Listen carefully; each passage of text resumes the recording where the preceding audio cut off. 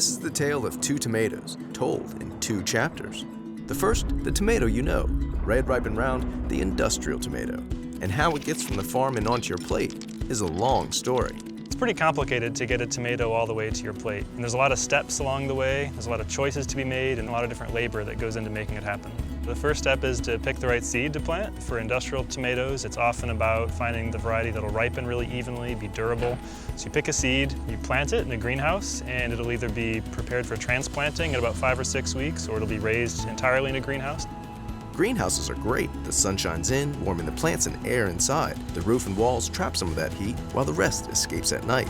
About half of our tomatoes eaten in the United States are greenhouse grown. But to maintain the perfect temperature to grow tomatoes, you need lots of heating and cooling, and that takes energy. Sidebar, much of our energy comes from fossil fuels like coal, natural gas, and oil. Burning them creates carbon dioxide, a naturally occurring and very important, wait for it, greenhouse gas. Greenhouse gases in our planet's atmosphere trap the sun's heat, kind of like our tomatoes' greenhouse, and keep things nice and warm. But too much greenhouse gas in our planet's heating and cooling system doesn't work as well. Sidebar over. So growing tomatoes takes energy, in the greenhouse or out. If you're going to put it outside, you've got to prepare the soil, so fertilizer, pH, other soil amendments, get it ready. Plant it in the ground, stake it so it can get ready to get tall.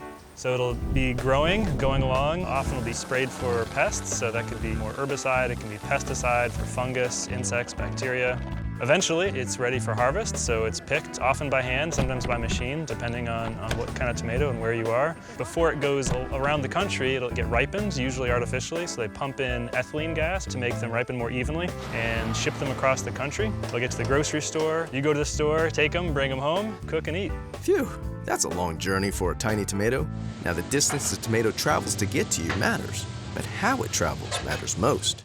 So I live in Washington, D.C., and food can come by boat through the Atlantic Ocean, and it's actually relatively low emissions compared to shipping it by truck all the way across from California. Let's say a relatively local farmer driving down from New York in his little pickup truck, he might have room for, let's say, 100 pounds of tomatoes in his truck. So he might be driving less miles, but could still have more emissions per tomato than a container ship coming from Mexico. And so longer distances by boat are still more efficient than shorter distances by truck.